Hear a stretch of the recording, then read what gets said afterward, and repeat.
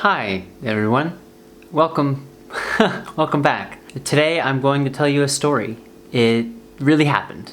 I'm going to start with some backstory and then get into the situation and before we really get started, my purpose for sharing this video is that I believe that when people share their stories, the world is better for it. Imagine if all of the women in the world didn't share their sexual assault experiences, the Me Too movement never would have happened. So this is just me contributing to the world of knowledge and of experiences so that we can better understand the global human experience. A bit of information you need to know first is that about 1 week of vlogging in Indonesia is kind of completely gone. Like I just can't use the footage. What you're seeing for the rest of this video is what I could salvage. There's no story to it. So at a minimum, I hope you enjoy that. To start this video, I want to kind of be clear. There's many types of violence, and when we're talking about intimate partner violence, right, there's dating violence, there's sexual assault, and there are many, many ways to manipulate and abuse people, right? There's financial abuse, there's physical abuse, there's sexual abuse, there's stalking, manipulation, quid pro quo, there's controlling behavior like you can't leave or I'm taking the kids with me. You kind of know what I mean. There's lots of ways to be terrible in a relationship. In this video in particular, I will not be talking about sexual assault. Thank God. Let's start at the beginning. This is the back of my friend's head. You won't see her face. None of my friends know who she is. None of my family knows who she is. But I met her on OkCupid. I have met thousands of people on OkCupid. And 99.99% of them are beautiful, wonderful, amazing people. And quite literally, it's changed my life. So for those of you that I've met on that app, thanks for all the good times. Now, I downloaded OkCupid a long time ago, probably like my sophomore year of university, to maybe find like a relationship, maybe find friends. I strictly state that I'm not looking to hook up. I'm not looking for friends with benefits, and people normally read that, and people that want that, they go away. That's been nice. I find a bunch of friends. And if you don't think men and women can be friends, go back to living in your cave. So for some context, I've been traveling in Asia, and I will continue to travel in Asia, and I'm kind of looking for people to hang out with, to go see stuff with, to eat food with, to make videos with, anything, just friends. And learn something new for once in my life. And this person, we started talking about 3 weeks before I went to Bali, and by chance, they'd always wanted to go to Bali, they had vacation time, and they had the money to do it. So my first full week in Bali, Indonesia was with a stranger, somebody that I never met before. Really exciting. This is not the first time that I've been in a foreign country and met somebody or even traveled with somebody. If your socks get a lot of dust and it becomes so black, and you put them in the washing machine. And your washing machine gets like so much hair from the floor. And all the past times have gone extremely well. So for the rest of this, I'm gonna do my best not to like psychoanalyze this person or give my opinions about situations. I just want to give a perspective on how women can be abusive in relationships. Men aren't always the perpetrators. Although it happens more often than not, I think maybe female perpetration is underreported because men are strong and men can't get abused. Am I right? And that brings me to my first point. Education. What is intimate partner violence? What constitutes a sexual assault? What is rape? What is stalking? What is manipulation? What is power in a relationship? And this is something that this woman had absolutely no understanding of. She would describe situations to me about her past. Let's, for example, stalking. Right? She'd be like, oh, this person texted me a lot, or this person called me a lot. And you're like, well, that's serious. I mean, this person's stalking you. And she's like, no, I'm not being stalked. He never showed up at my house. I never saw him walking behind me. That is one form of stalking. And take this and expand it into every part of intimate partner violence. And this person didn't have a good understanding. She consistently told me stories about men in her past. And when I labeled it from like a definition, she was like, no. She was basing her definitions based on stereotypes and not based on definitions or actual scientific terminology, I guess is the way to put it. So before she ever booked her plane tickets, I was very clear that I did not want a casual relationship. I wanted to be friends, and if we became more than friends in the future, then we can start dating and be physical. This was made abundantly clear, and this becomes the second point. This person either lied, had a change of plans, or just didn't know what they wanted. I'm not really sure. But at the beginning, she was like, yes, I'm looking for a serious relationship. I don't want to play any games. I don't want to hook up. I don't want to do all this stuff. And then come like the first 1 or 2 nights, I was asked about 50 times to have sex with this person. It feels weird, right? Yeah, okay, a woman wanted to have sex and the man didn't. But it happens. And it doesn't seem like that big of a deal, but remember I said 50 times. This is abusive behavior. If you ask somebody, hey, do you want to have sex with me? And they say, no thanks, not right now. And you say, I think we should have sex. I think you would like it. Do you want to have sex with me now? Please have sex with me? Come on, I really think we should have sex. I really want to have sex with you. It begins to just beat down on the person's consciousness. What it really is it's the person that is asking. What they're doing is they're not respecting your original decision and your original answer.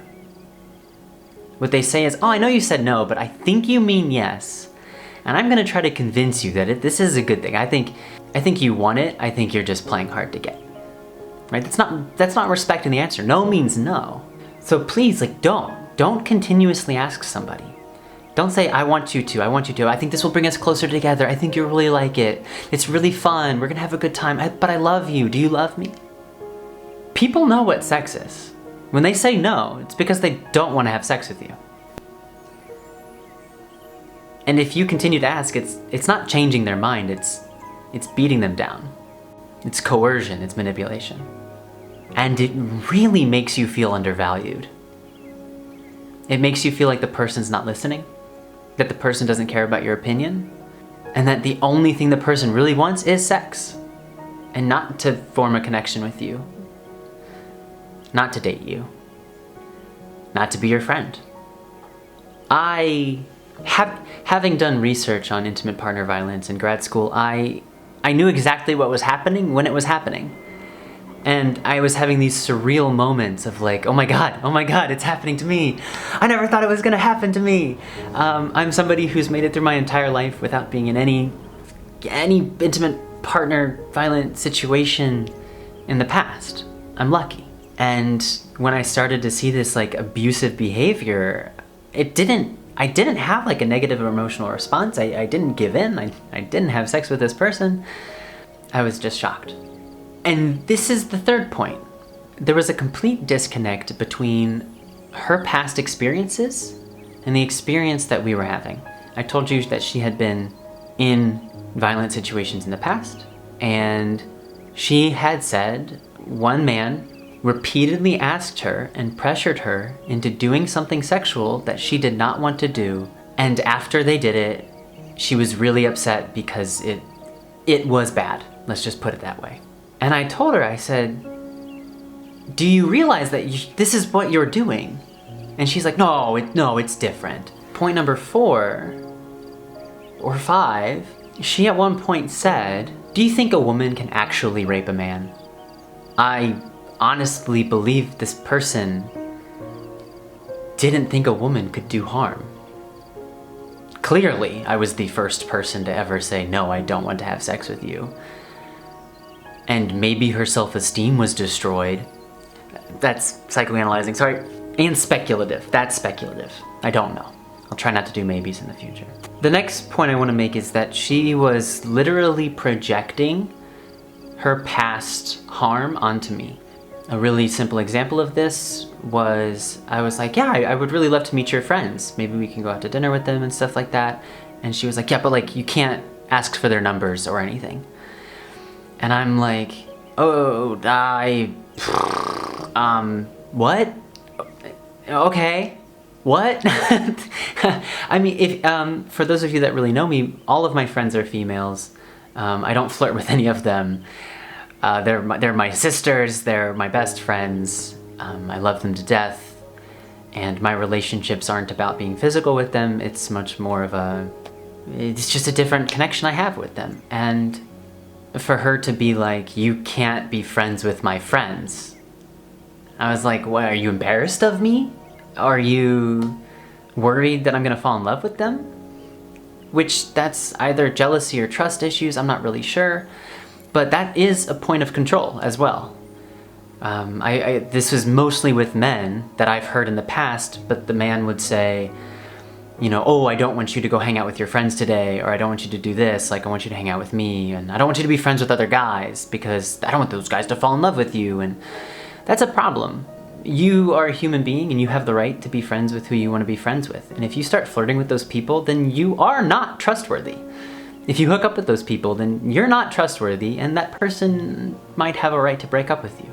I hope everybody finds the people that when you give them trust, they don't betray it. Betraying trust is another form of abuse in a relationship. I wanted to get to know her friends so I could get to know her better and I could relate to her life better, and that's it. Now take that idea and expand it to everything. I misplaced my keys a couple of times and she called me a drug addict because one of her past boyfriends was a drug addict and misplaced his things. I had my screen super dim and she couldn't see what was on it, so she thought I was hiding something from her because a guy in the past kept on hiding his messages. I took this video of the street. It was cool, there was a person walking and the trees were beautiful, and later she was like, why did you videotape that person's butt? And I was like, what person's butt? Like, it was this constant just fear that I was doing something to fuck up her life, which is really, really terrible. But what it did to me was that it put me on edge all of the time. Like, oh, I'm walking on eggshells because I don't want to do something that upsets her, that reminds her of a past relationship.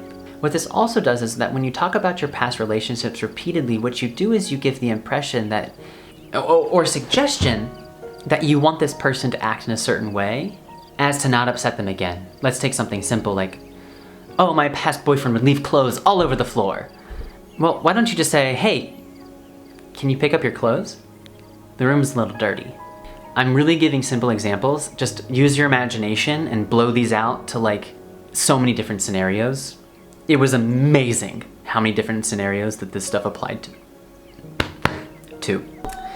I didn't script this as well as I wanted to, but I'll talk about my last 2 days. The next point being that this person was pretty short-tempered and she got like angry at me on 3 different occasions. And after the 3rd time, I was like, I don't want to be with somebody that's angry. This is miserable, this is exhausting. I feel like I'm walking on eggshells again. It was everything. And the arguments were over, in my opinion, very small things. Now, I didn't really script this well, so I'm just gonna talk about my last couple of days before she left. I had tried to communicate to her, and she was in agreement, that we weren't really gonna be in a relationship. Something really simple for me was that she believed that animal death is less important than the taste of good food. So I value life more than taste. At this point in my life, it's a no-go. It's a little more complicated than that, but it's good for this video. And she was just, and we agreed we weren't gonna get in a relationship, and then towards the end, she started asking me again. So after the first 2 days we had a conversation, I said, please stop asking me to have sex with you. I don't wanna have sex with you. Please value my opinion. And then the last 2 days, she picked it back up. And it got to the point where she was more or less throwing her body on me. And it was amazing, mind-blowing. I was almost in awe. I had to push her off of me. And the very last day, she gave me a hug, and I was like, okay, yeah, see you, goodbye, thank you. Because we had some fun, right? There was There was a lot of good, but don't minimize the bad because of the good times. Be realistic with yourself. And I was like, yeah, thank you for coming. I learned a lot. And she kept on giving me hugs. She's like, oh, I'm gonna miss you, hug. I was like, okay, I really don't think you should hug me anymore. She goes, why? It's just a hug. And then I pushed her away from me. I said, look, I don't know what you want. There's no reason to hug me 5 times. And she got kind of pouty, and she was going to get on the bus, and then she went in to kiss me. And I took a step back and I was like, nope. Somebody on the bus actually saw me and started laughing. But just the clear disrespect for what I wanted and my opinion and my perspective. A complete disinterest in my sense of autonomy. And I realized that I can't fully explain the situation on this camera to YouTube. But at a very minimum, I have a little more ability to empathize with women and people that are in difficult relationships. My last point, and I think this is the most important part in perspective to my own situation, I never lost my power in this relationship. I was significantly stronger than this person, so if I needed to, they would not even be close to being a threat to me. Thank goodness I didn't have to. I am financially stable. I wasn't relying on her for money, and those 2 small things, like monetary power and physical power, are 2 things that are not something that women have the majority of the time. I could imagine being a lot more scared if I was in this situation of her asking and asking and asking to have sex with me, if I thought in the back of my hand, oh, I don't know if I could win this fight physically. I don't know if I could get away if I wanted to. I can't rent another hotel room. Like, those thoughts never crossed my mind. I never thought to myself, ooh, what if people don't believe me? So when I say that I'm not traumatized, I'm being honest, but I'm also being realistic about the situation that I was in.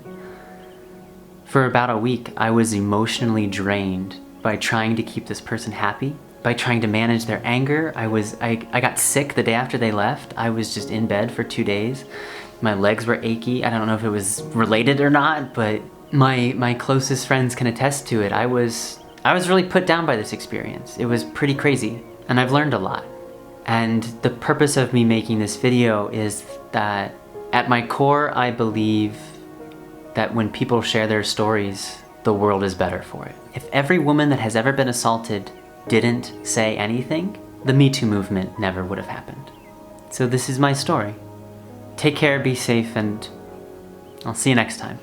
I've got some really great stuff coming for this channel, so I'm excited.